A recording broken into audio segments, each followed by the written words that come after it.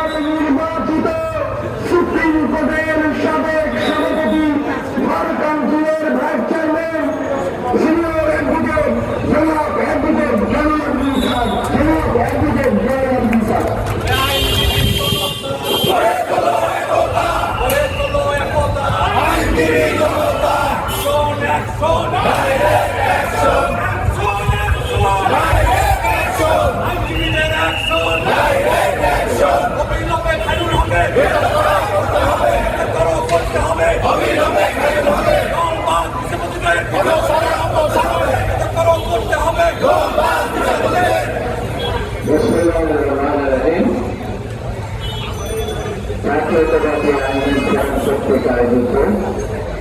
আজকের এই সভার সম্মানিত সভাপতি ব্যারিস্টার মজিদুর বাদল, এখানে উপস্থিত আছেন আমাদের অত্যন্ত ব্যক্তি এবং একটু আগে তার তরুণ কণ্ঠে যে বক্তব্য রেখেছেন আপনারা শুনেছেন, বাংলাদেশ জাতীয়তাবাদী দলের সম্মানিত মহাসচিব ব্যারিস্টার কায়সার কামাল উপস্থিত আছেন, আমাদের সাংগঠনিক সম্পাদক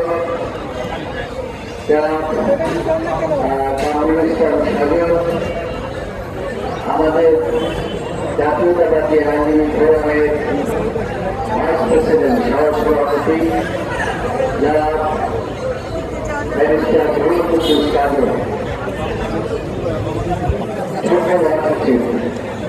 উপস্থিত আছেন আমার অত্যন্ত প্রিয় এবং কাছে প্রাণপ্রিয় আইনজীবী ভাই ও বোনেরা এবং সাংবাদিক বন্ধুরা, আসসালামু আলাইকুম। বক্তব্য যা বলার আমাদের মহাসচিব বলে ফেলেছে, এত তরুণ কণ্ঠে এত গুরুত্ব বক্তব্য রেখেছে। বলেছিলাম গত সাংবাদিক সম্মেলনে আমরা যে দাবি করেছিলাম সেই দাবির পরে আর কোনো সভা করতে হবে না, কিন্তু অত্যন্ত দুঃখের বিষয়, অত্যন্ত পরিতাপের বিষয় যে শেষ পর্যন্ত আইনজীবীদেরকে ফেসিস সরকারকে পাওয়ার জন্য যেভাবে এইরকম আমরা রাস্তায় নেমেছিলাম, আজকেও সেভাবে আমার বক্তব্য দিতে হচ্ছে, রাস্তায় নামার কথাও বলা হচ্ছে। তো সাংবাদিক বন্ধুগণ, প্রিয় আইনজীবী ভাই ও বোনেরা, হারুন হক কি কাজ করেছে এটা তো আপনারা সকলেই জানি। এই দেশের সুন্দর রাজাকে হারুন হক ইন্দ্রজাকে এই হারুন হক তার নির্দেশে আজকে ঘুম ঘুরে রাজা হয়েছে সরকারের নির্দেশে। যে ব্রিটিশ হাসিনার নির্দেশে এই বিচার বিভাগ চালিয়েছেন, যে ব্রিটিশ হাসিনার নির্দেশে আমাদের সাধারণ মানুষকে এদেশে ছাত্র জনতাকে হিমশিমের মধ্যে নিয়ে গিয়েছেন, তিনি কিভাবে এখনো তাকে কেন এখনো গ্রেপ্তার করা হচ্ছে না?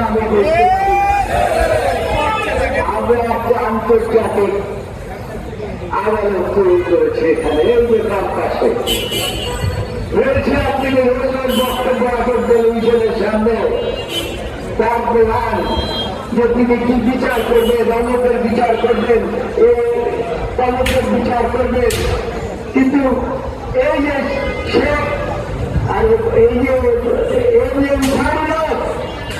যিনি দেশটাকে ধ্বংস করে দিয়েছেন, যিনি পুরো গণতন্ত্রকে ধ্বংস করে দিয়েছেন, যিনি আইনের শাসন ধ্বংস করে দিয়েছেন, যিনি বিচার বিভাগকে ধ্বংস করে দিয়েছেন, তার দ্বারাই কোনো কথা এখনো তার মুখে শুনি না। তাই আপনাকে বলছি, আপনাকে সতর্ক করছে, আপনাকে দায়িত্ব দেওয়া হয়েছে প্রেসিডেন্টের বিচারের জন্য। কিন্তু আপনি এই ফেসিস বড় ফেসিস তার নাম একবারও নেন না কেন? আপনার সাথে কি করে সম্পর্ক ছিল? আমার মনে হয় ছিল না। তারপরেও কেন আপনি এই ফেসিস সম্পর্কে দিলাম? তাই আজকে বলছি আপনার ব্যর্থ হয়েছে। এই টাকা আপনাকে চাষা করো এই খান লোককে অনেক বিলম্বে আপনি গ্রেপ্তারের জন্য 11 থেকে আদেশ গ্রহণ করবেন। এটা হচ্ছে আমাদের প্রথম কথা।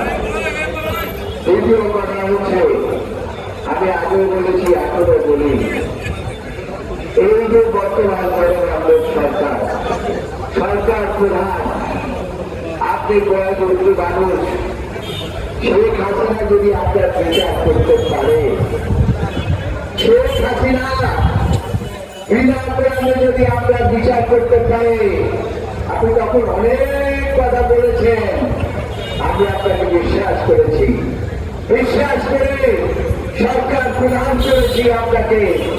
তাদের আপনার দায়িত্ব রয়েছে, ধ্বংস করেছে এবং শেখ হাসিনাকে তিনি এদের প্রতি ব্রিটিশ করানোর জন্য সাহায্য সহযোগিতা করেছেন বিচার বিভাগের মাধ্যমে। তার বিচার করা এবং তাকে গ্রেফতার করা, কিন্তু কেন আপনি তাকে গ্রেফতার করছেন না? আপনি এই কথাবার্তা বলে আপনি মানুষকে ব্যস্ত রাখছেন। আজকে ছাত্রবাদী আইনি ফোরামের পক্ষ থেকে আমি আপনাকে বলছি, অনেক বিলম্বে আমাদের জন্য আর কোনো প্রোগ্রাম দিতে না হয়। আপনি আপনার হোম মিনিস্ট্রি, আইন মন্ত্রণালয় এবং এই যে একটা ট্রাইব্যুনাল করেছেন তাদেরকে নির্দেশ দেন, আগামী 24 ঘন্টার মধ্যে আমরা খায়রুল হকের গ্রেপ্তার দেখতে চাই। আর বেশি কিছু বলার নাই, কথা শেষ। আপনি যদি নাই পারেন তাহলে বাংলাদেশ জাতীয়তাবাদী দল 17 বছর আন্দোলন করেছে গণতন্ত্রের জন্য, বলেন যে আমি ব্যর্থ, পারলাম না গণতন্ত্র দিয়ে জনগণের অধিকার জনগণের কাছে ফিরিয়ে দিয়ে আপনি মানে চলে যান।